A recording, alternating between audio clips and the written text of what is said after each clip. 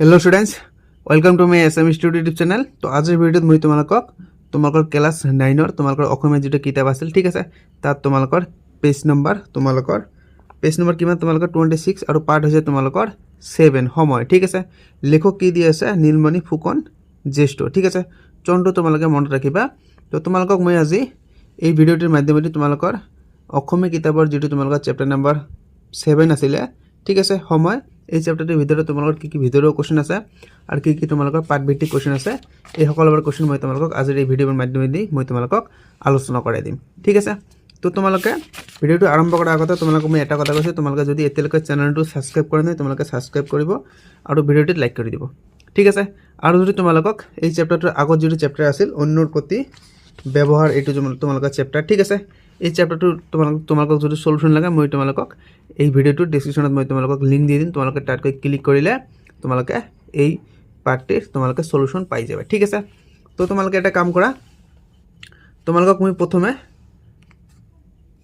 মই এই পাৰ্টভিত্তিক কোৱেশ্চনবোৰ আলোচনা কৰাৰ আগতে মই তোমালোকক ভিতৰত কেইটামান কোৱেশ্চন আছে মই তোমালোকক এইবোৰ আলোচনা কৰাই দিম আৰু তোমালোকক মই ভিডিও শেষত ভিতৰুৱা কোৱেশ্চনবোৰ পিডিএফ আকাৰে আলোচনা কৰাই দিম।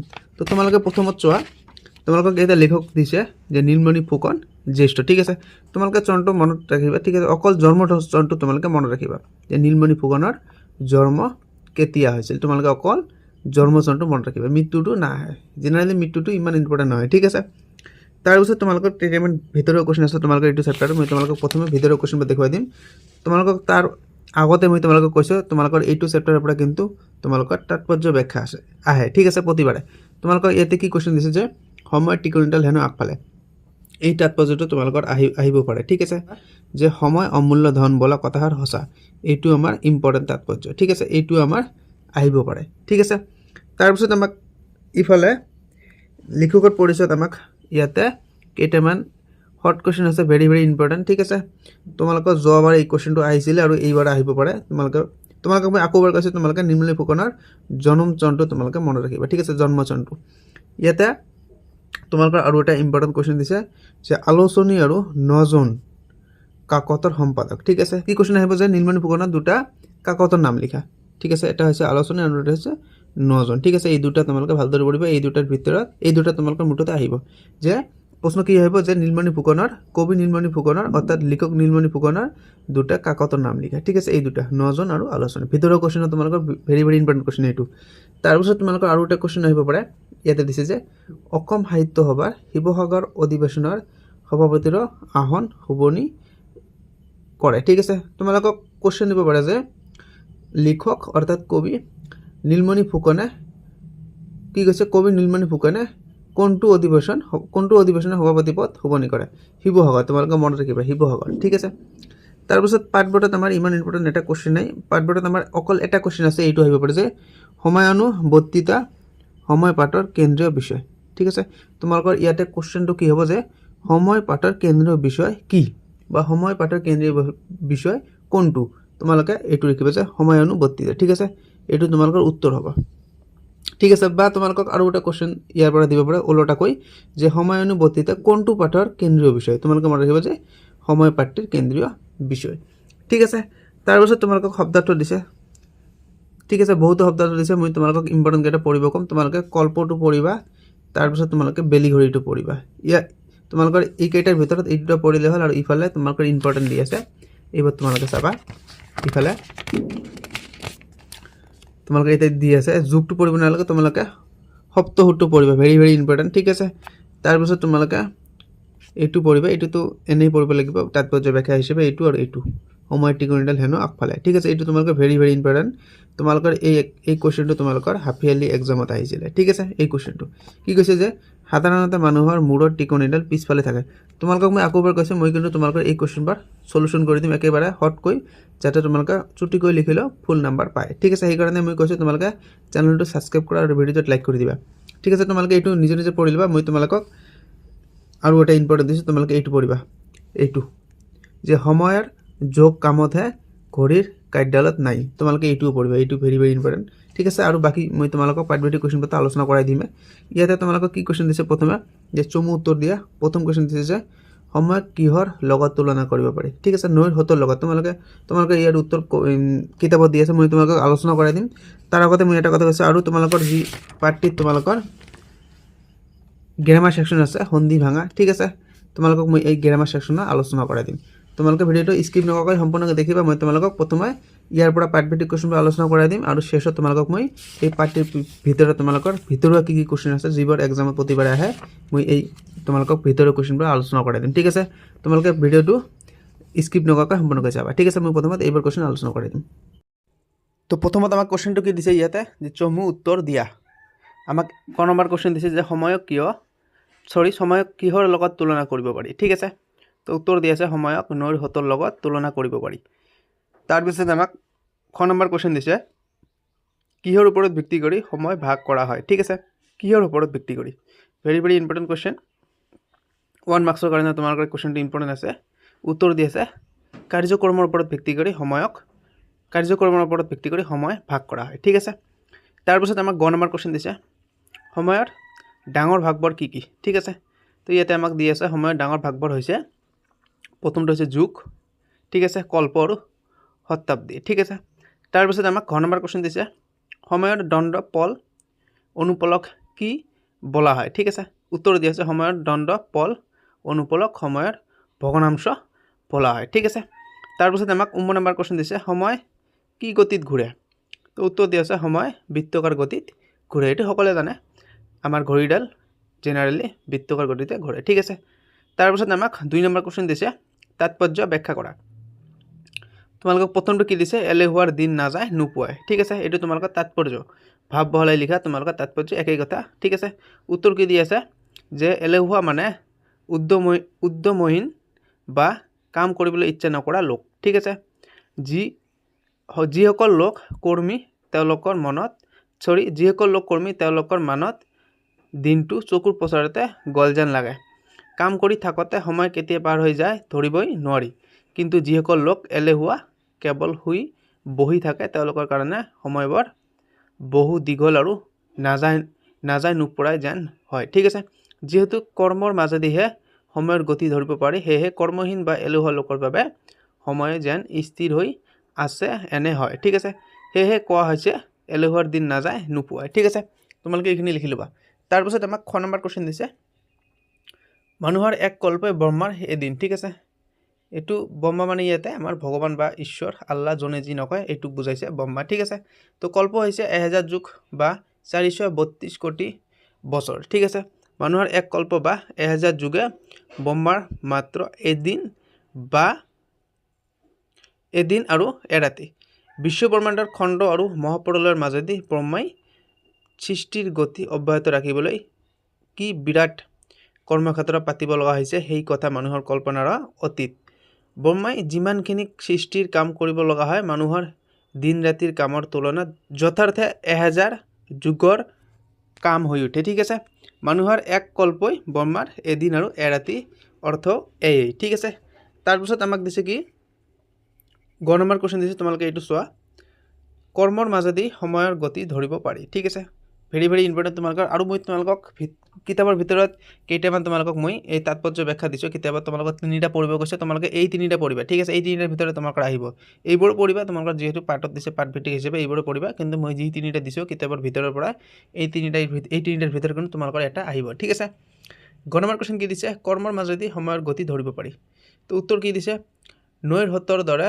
সময় সদা প্ৰবাহমান সময়ৰ এই গতি দৃশ্যমান নহয় বা ধৰিব নোৱাৰি মানুহে বৈজ্ঞানিক যন্ত্ৰপাতিৰ সহায়ত সময়ৰ ক্ষুদ্ৰতম অংশবিলাকক স্থিৰ কৰিব পাৰিছে যদিও সময়ৰ প্ৰকৃত যন্ত্ৰপাতি হৈছে কৰ্মৰ মাজেদি সময়ৰ গতি ধৰিব পাৰি অৰ্থাৎ কাম কৰি থাকিলে সময় তীব্ৰ গতিত পাৰ হৈ যোৱা যেন অনুভৱ হয় কাম নকৰি শুই বহি থাকিলে সময়ৰ গতি স্থবিৰ হৈ পৰা যেন লাগে ঠিক আছে তাৰপিছত আমাক 3 নম্বৰ কুৱেশ্যন দিছে 3 নম্বৰ কুৱেশ্যন কি দিছে যে পাঠটিৰ লেখকৰ সাহিত্যৰাজি পৰিচয় দিয়া এই কুৱেশ্যনটো ইমান ইম্পৰ্টেণ্ট হয় তোমালোকক লেখকৰ পৰিচয়ৰ পৰা যি 2-3টা কুৱেশ্যন তোমালোকক মই ভিতৰুৱা কুৱেশ্যন হিচাপে পঢ়াই দিছোঁ তোমালোকে এই 3টা পঢ়িবা ঠিক আছে তোমালোকক ইয়াতে কি দিছে সময় পাঠটিৰ লেখক নীলমণি ফুকন ককা নীলমণি ফুকনদেৱৰ সাহিত্য কীৰ্তি হ'ল সাহিত্যকলা চিন্তামণি জ্যোতিকণা মানসী সন্ধানী তেখেত আলোচনী আৰু 9জন কাকতৰ সম্পাদক আছিল ঠিক আছে, এইটো তোমালোকে পঢ়িবা।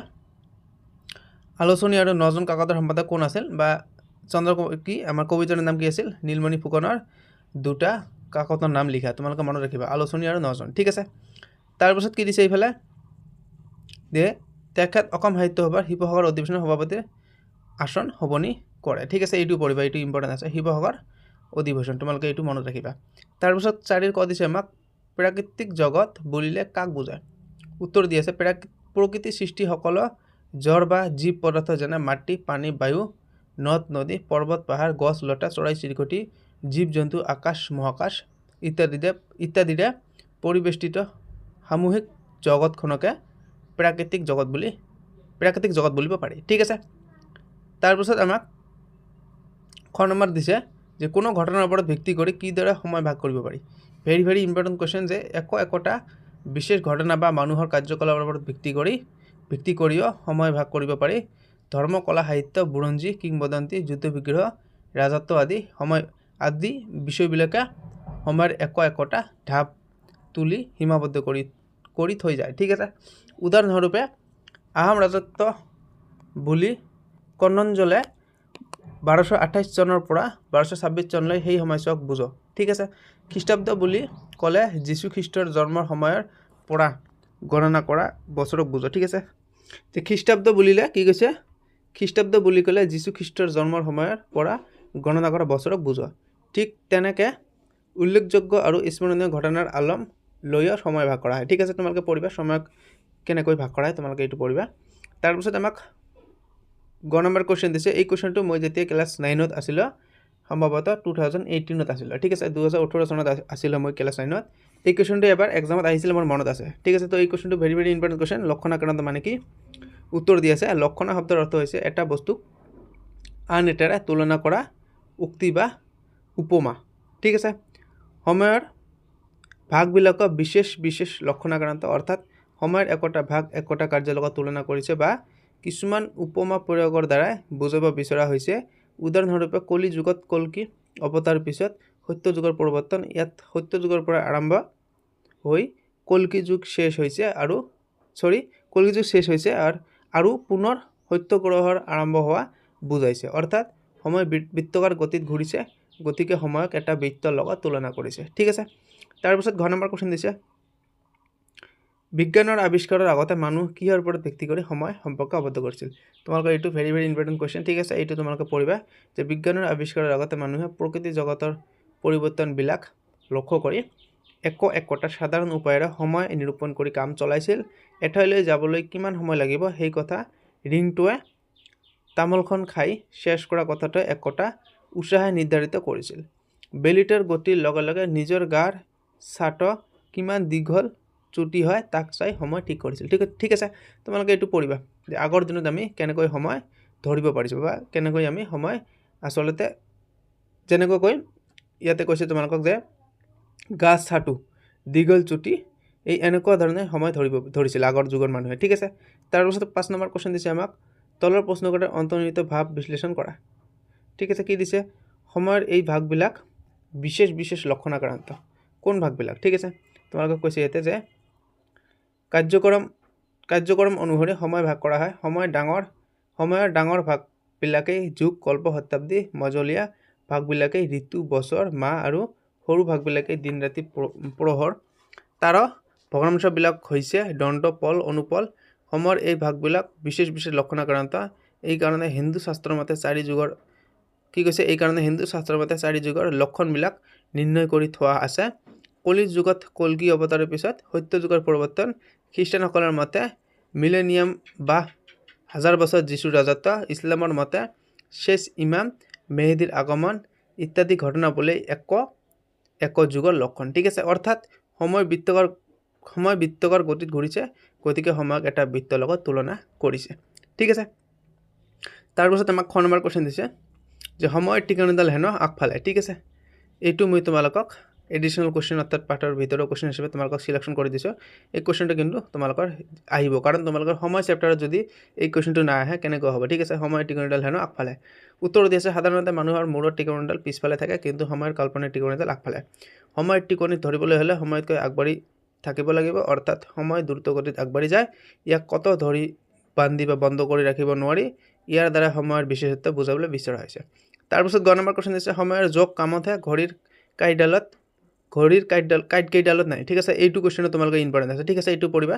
সময় তীব্ৰ বেগত আগবাঢ়ি গৈ থাকে। ঘড়ীৰ কাঁইট কেইডালে সময় সূচিত কৰে, যদিও কৰ্মৰ জৰিয়তেহে প্ৰকৃতাৰ্থত সময়ৰ মূল্যায়ন কৰিব পাৰি।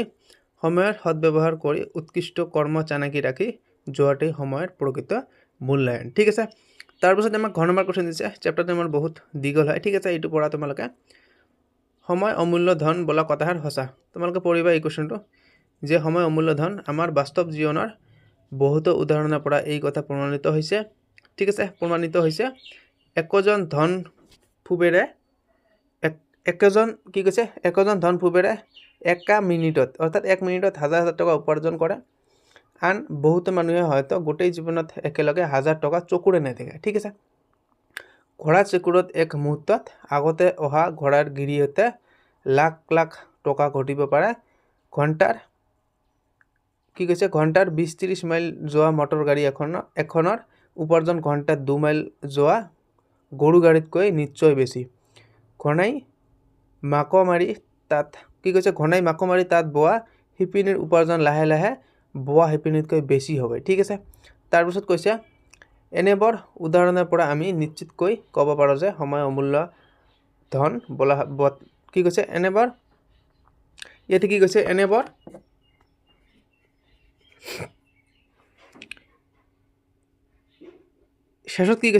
এনেবোৰ উদাহৰণৰ পৰা আমি নিশ্চিত ক'ব পাৰোঁ যে সময় অমূল্য ধন বোলা কথাষাৰ সঁচা। ঠিক আছে, কুৱেশ্যন নম্বৰ 6 দিছে আমাক, প্ৰাকৃতিক জগতৰ গতিবিধি লক্ষ্য কৰিও সময় নিৰূপণ কৰা হয়। প্ৰাকৃতিক জগতৰ গতিবিধিবোৰ কি কি? কেনেকৈ এই গতিবিধিৰ দ্বাৰা সময় নিৰ্ণয় কৰিব পাৰি? উত্তৰ দিয়া আছে, প্ৰাকৃতিক জগতৰ গতিবিধি বুলিলে চন্দ্ৰ সূৰ্যৰ উদয় অস্ত, গছ গছনিৰ পাত সৰা, পুনৰ কুঁহিপাত ওলোৱা, বিভিন্ন ধৰণৰ ফল মূলে গছৰ সৌন্দৰ্য বৃদ্ধি কৰা, জীৱ জন্তু চৰাই চিৰিকটিৰ আচৰণ আৰু বংশ বিস্তাৰ ইত্যাদি। প্ৰাকৃতিক জগতৰ এই গতিবিধিবোৰ লক্ষ্য কৰিও সময় সম্পৰ্কে অৱগত হ'ব পাৰি। উদাহৰণস্বৰূপে দিছে আমাক ইয়াতে পেৰেগ্ৰাফ চেঞ্জ কৰি, যে জাৰকালি লটঙা হৈ পৰা গছৰ ডালত কুঁহিপাত ওলালে বসন্ত ঋতুৰ আগমন ধৰিব পাৰি। ঠিক আছে, এই কুৱেশ্যনটো কিন্তু তোমালোকৰ 5 মাৰ্কছৰ কাৰণে বহুত ইম্পৰ্টেণ্ট। ঠিক আছে, বৰ্ড কুৱেশ্যন তোমালোকে এইটো আহিব পাৰে এইটো চেপ্টাৰৰ পৰা। আৰু কি দিছে পিছত, ঠিক তেনেকৈ আমে মলিয়ালে, কঁঠালে মুচি পেলালে, ধান পকিলে, বাঁহে গাছ মেলিলে। ঠিক আছে, ঢাপত কেতেকী গোন্ধালে, একোটা ঋতুৰ সন্দেশ পোৱা যায়। ঠিক আছে, তাৰপিছত আমাক দিছে, জীৱ জন্তুৰ ক্ষেত্ৰতে তেনেকৈ কেঁকোৰা গাঁতত সোমালে, পথাৰত শামুক ওলালে, কুলি কেতেকীয়ে মাতিলে, মাছ কণী পাৰিলে ইত্যাদিবোৰৰ পৰা একোটা ঋতুৰ উমান পোৱা যায়। শিয়ালে হোৱা দি পতি প্ৰহৰ বাতৰি দিয়ে, ফেচুৱে জালি দি, পাৰাই ৰুণ দি, তাৰপিছত কি দিছে, কুকুৰাই ডাক দি ৰাতিপুৱাৰ হল বুলি জনাই দিয়ে। ঠিক আছে, এইবোৰ আমাৰ ঘৰুৱা কথা, তথাপিও এইবোৰ দিছে ইয়াতে, এইবোৰে কিন্তু আচলতে সঠিক। ঠিক আছে, তাৰপিছত কি দিছে কুৱেশ্যন নম্বৰ 7, নিয়মানুবৰ্তিতা আৰু সময়ৰ সদ্ব্যৱহাৰ, ইয়াকে বিষয় হিচাপে লৈ এটি টকা যুগত কৰা। ঠিক আছে, কুৱেশ্যনটো ইমান ইম্পৰ্টেণ্ট নহয়, আগতো ইম্পৰ্টেণ্ট যিটো মই পঢ়ুৱালো অলপ আগত। ঠিক আছে, এইটো ইমান ইম্পৰ্টেণ্ট নহয়, তথাপি তোমালোকে চাই লোৱা। সময় সচেতন আৰু তাৰ উচিত ব্যৱহাৰৰ জৰিয়তে শৃংখলিত জীৱন যাপনৰ পথ নিৰ্দেশন হয়। সময়ৰ সদ্ব্যৱহাৰ কৰি উৎকৃষ্ট কাৰ্য চানেকি ৰাখিব যাব পৰাটো সময়ৰ প্ৰকৃত মূল্যায়ন। সময়ৰ কাল্পনিক টিকনিডাল সদায় আগফালে থাকে। সময়ৰ টিকনিডাল ধৰিবলৈ হ'লে সময়তকৈ আগবাঢ়ি থাকিব লাগিব, কিয়নো সময় দ্ৰুত গতিত আগবাঢ়ি যায়। সেয়েহে আমি আমাৰ কামখিনি শৃংখলিতভাৱে যদি কৰোঁ, তেতিয়াহ'লেহে সময়ৰ সদ্ব্যৱহাৰ কৰিব পাৰোঁ। গতিকে নিয়মানুবৰ্তিতা আৰু সময়ৰ সদ্ব্যৱহাৰেই জীৱনৰ উন্নতিৰ মূল মন্ত্ৰ। ঠিক আছে, তাৰপিছত আমাক ভাৱসমূহৰণ দিছে। ঠিক আছে, তোমালোকে কি দিছে ইয়াতে, যে আইৰ বাৰ্তা গংগাৰ যাত্ৰা, তোমালোকে পঢ়ি ল'বা। তোমালোকে এইটো বহুত ডাঙৰ কুৱেশ্যন হয়, তোমালোকে পঢ়িবা। কি দিছে, উক্ত কথাষাৰ অসমীয়া ভাষাৰ এটি জনপ্ৰিয় প্ৰবচন। ঠিক আছে, এগৰাকী বিবাহিতা নাৰীয়ে বিয়া হৈ স্বামী ঘৰলৈ যোৱাৰ পিছত নিজৰ আইৰ ঘৰলৈ যাবলৈ বহু হাবিয়াস কৰে। আইৰ ঘৰলৈ যাবলৈ বিচৰা নাৰীগৰাকীয়ে নিজৰ আইৰ বাতৰি পাবলৈ আশা কৰা। তোমালোকে বাকীখিনি পঢ়ি ল'বা, ভিডিঅ'টো বহুত লং হৈ গৈ আছে, ঠিক আছে। তোমালোকে বাকীখিনি পঢ়ি ল'বা, মই তোমালোকক আৰু ভিতৰৰ কুৱেশ্যন পঢ়াবৰ কাৰণে অলপ সময় লাগিব, ঠিক সেইকাৰণে কৈছোঁ তোমালোকে এইবাৰ স্ক্ৰীনশ্বট মাৰি পঢ়ি ল'বা, ঠিক আছে। ভিডিঅ'টো বহুত লং হৈ গৈ আছে, দীঘল হৈ গৈ আছে, ঠিক আছে। ভিডিঅ'টো বহুত দীঘল হৈ গৈ আছে, সেইকাৰণে কৈছোঁ তোমালোকে এইবাৰ স্ক্ৰীনশ্বট মাৰি পঢ়ি ল'বা। তাৰপিছত খ নম্বৰ কুৱেশ্যন দিছে, আৰু মই তোমালোকক ভিতৰৰ কুৱেশ্যন আলোচনা কৰাই দিম। ভিডিঅ'ৰ শেষত তোমালোকে ভিডিঅ'টো সম্পূৰ্ণকৈ দেখিবা, স্কিপ নকৰাকৈ। খ নম্বৰ কুৱেশ্যন কি দিছে, ৰাইজে নখ জোকাৰিলে নৈ বয়। এই কুৱেশ্যনটো ইম্পৰ্টেণ্ট কুৱেশ্যন, ঠিক আছে। কুৱেশ্যনটো তোমালোকে পঢ়িবা। এটপ পানী লগ হৈ কি কৈছে, এটপ পানী লগ হৈ একোখন নদীৰ সৃষ্টি হয়। সেইদৰে একত্ৰিত হোৱা অজস্ৰ মানুহৰ নখৰ আগত উঠা এটপ পানী মিলিত হৈও একোখন নদীৰ সৃষ্টি হ'ব পাৰে। আৱশ্যক মাত্ৰ একত্ৰিত হোৱাৰ, ঠিক আছে। একতা, ইউনিটি হোৱাৰ আৱশ্যক, ঠিক আছে, প্ৰয়োজনীয়তা আছে। একত্ৰিত হোৱাৰ প্ৰয়োজনীয়তা আছে। বাকী কথাখিনি তোমালোকে পঢ়ি ল'বা ইয়াৰ পৰা, ঠিক আছে। তাৰপিছত গ নম্বৰ কুৱেশ্যন দিছে যে সময়ৰ হৰ মাৰিব নাজানিলে হৰ পশুৰ মঙহ খাবলৈ আশা কৰা মিছা। ভেৰি ইম্পৰ্টেণ্ট কুৱেশ্যন তোমালোকৰ এইটো। সময়ৰ পাঠটিৰ পৰা তোমালোকৰ বহুতো কুৱেশ্যন হাফ ইয়াৰলি আৰু এনুৱেল এক্সামত আহিব, কাৰণ তোমাৰ এই পাঠটিত বহুতেই ইম্পৰ্টেণ্ট কুৱেশ্যন আছে, ঠিক আছে। তোমালোকে চোৱা যে হৰ মানে কাৰ, ইয়াক ধনুত লোক লগাই জীৱ জন্তু নিৰ্ধন কাৰ্যত ব্যৱহাৰ কৰা হয়। হৰ পহু হৈছে এক তীব্ৰবেগী পহু। ইয়াৰ মঙহ খাবলৈ হোৱাত এই হোৱাত লগা পহুৰ মঙহ খাবলৈ হ'লে উচিত সময় হৰ মাৰি পহু নিধন কৰিব লাগিব, অৰ্থাৎ ভাল লগা আৰু কামত অহা লাভদায়ক কোনো এটা ঘটনা ঘটিবলৈ হ'লে উচিত সময়ত কাম কৰিব পাৰিব লাগিব। গতিকে প্ৰবচনটিৰ দ্বাৰা ইয়াকে বুজাব বিচৰা হৈছে যে সময়ৰ কাম সময়তে কৰা উচিত, ঠিক আছে। তাৰপিছত সন্ধি ভাঙা দিছে তোমালোকক, পাঠটিৰ শেষৰ কুৱেশ্যন।